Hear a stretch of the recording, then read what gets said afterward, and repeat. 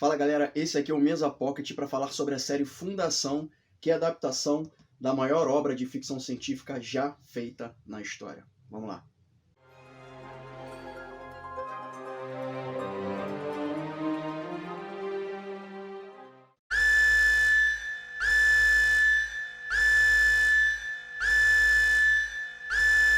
Adaptar Isaac Asimov com a série de livros Fundação para a TV é uma tarefa muito difícil, assim como, por exemplo, é adaptar Frank Herbert com a obra máxima dele, que é a Duna. Quando você pega obras muito clássicas e muito grandiosas, a gente tem que tomar um certo cuidado, né? Quem vai fazer adaptação tem que ter um certo cuidado.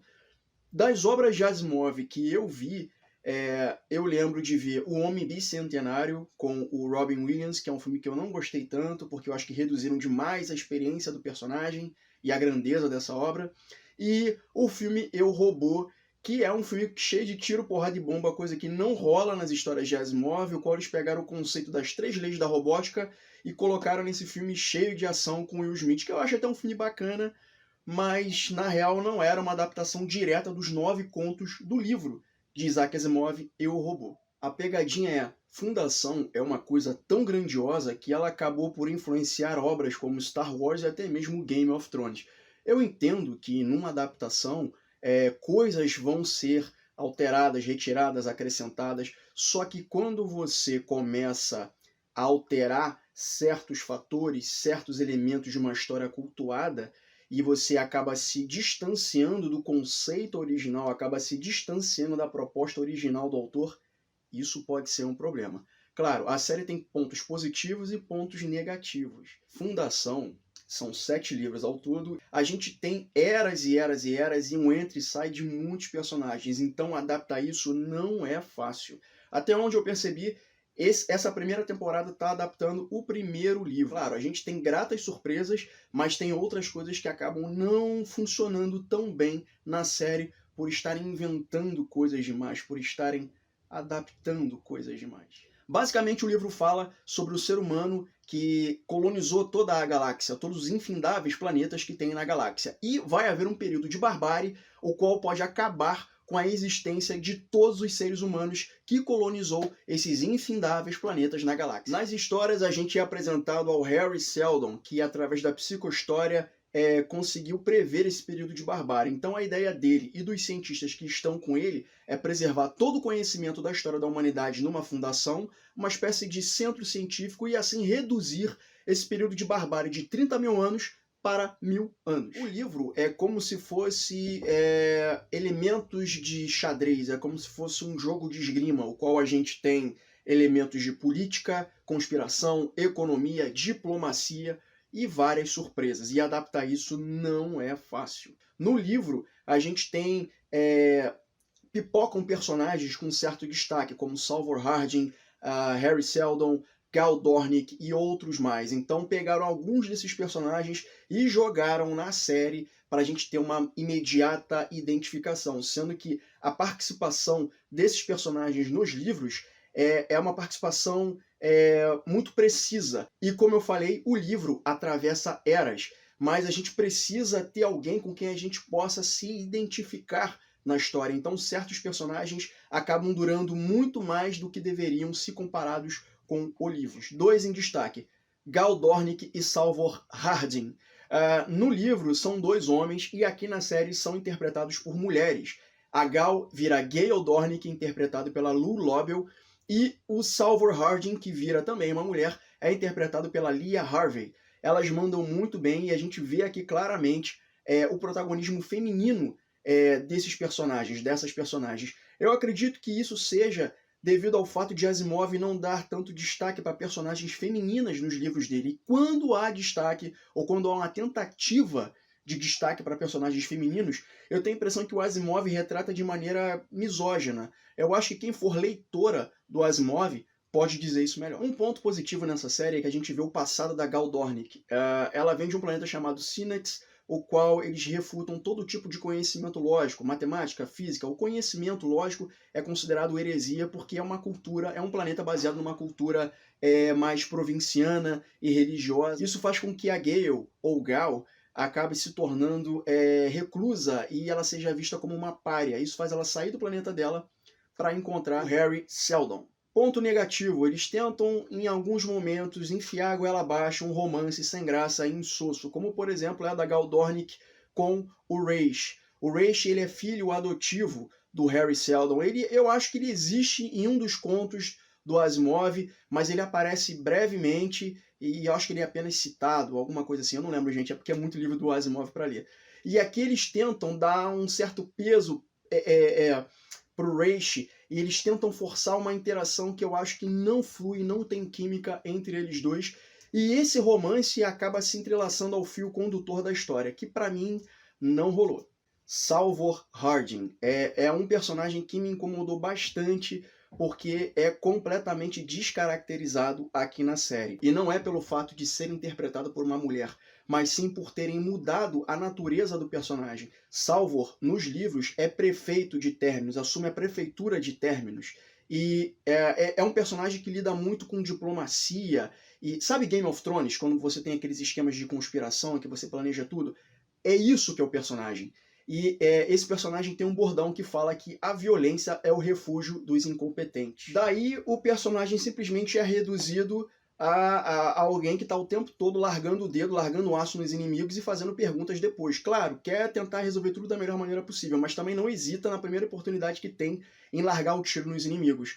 Salvor Harding não dá um tiro em todo o livro, pelo menos até onde eu me recordo. Então, essa cisão, essa diferença me incomoda bastante. A violência é o último refúgio dos incompetentes, o qual é citado brevemente e pelo pai dela, que não é nenhuma frase da personagem, é uma frase que é dita pelo pai e que a filha, que é a Salvor, ela não absorve muito, né? Porque a série opta por esse caminho de tiro, porrada e bomba, coisa que não rola nas adaptações do Asimov. Outra coisa também que não me agrada na personagem é o núcleo dela. Ela fica em Terminus, onde é formada a fundação, e eu percebo que além de terem que inventar vários outros personagens, né, para segurar essa adaptação que fizeram em torno da personagem, a história ela não evolui. Ela dá voltas e voltas e voltas, já que Anacreon invade Terminus e a gente não vê uma progressão dessa história. A gente é apresentado a outros personagens que são igualmente desinteressantes e fica no volta atrás do próprio rabo e a história praticamente não evolui tanto. E isso leva nada a lugar nenhum e com muito custo a gente vê o desfecho disso, que não me agradou nem um pouco. Sobre a figura do Imperador, Cleon, ele existe nos livros, tá? Ele tem lá sua prole, seus descendentes. Eu não lembro quantos, porque como eu falei, são 7 livros, eu não li tudo, mas na série eles trazem uma certa diferença dos livros, que é a tal dinastia genética. A figura do Imperador Cleon, ela tem que ser permanente, tem que ser perene ao longo das eras em que a gente tem ao Império Galáctico. E nisso, a gente é apresentado a 3 irmãos, 3 clones, na verdade, do Imperador Cleon.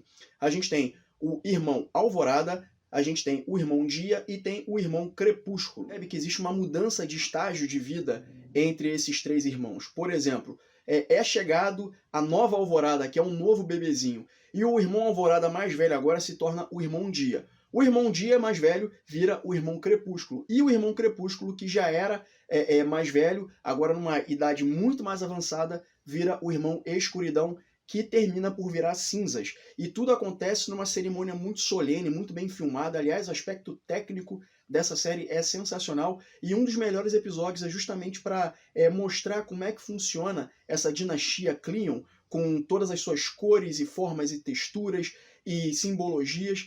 Dentro desse núcleo do Imperador, a gente tem a figura da Demerzel. Demerzel, nas histórias do Asimov, foi o robô da Neil Olivaw, que era parceiro do Elijah Baley, histórias voltadas, que tem uma pegada no ar, detetivesca e tudo mais, que é bem bacana, por sinal. O Olivaw, ele atravessa eras e acaba virando essa figura da Demerzel, que na série é interpretada também por uma mulher, que eu achei bacaníssima essa sacada.